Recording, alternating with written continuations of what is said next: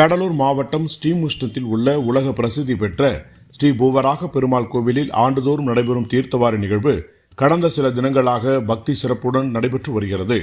விழாவை முன்னிட்டு ஸ்ரீ பூவராக பெருமாள் பல்வேறு ஊர்களுக்கு எழுந்தருளி பக்தர்களுக்கு அருள்பாலித்து வருகிறார்.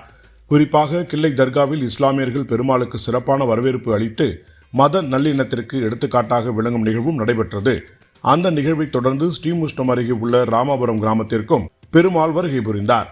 அப்பொழுது அனைத்து சமுதாய மக்களும் ஒன்றிணைந்து ஆயிரக்கணக்கான பக்தர்கள் கலந்து கொண்டும் சுவாமியை சிறப்பான முறையில் பல்வேறு ஏற்பாடுகள் செய்து வரவேற்று மகிழ்ந்தனர்.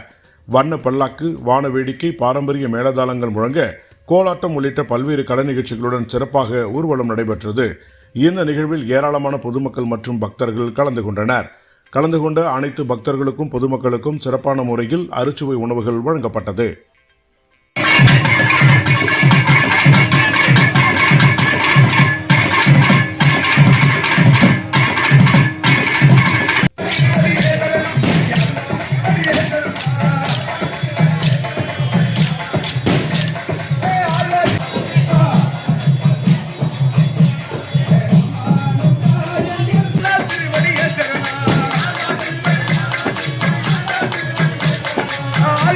பெருமானாச்சியர் ஆண்டாள் திருவடியே சரணா.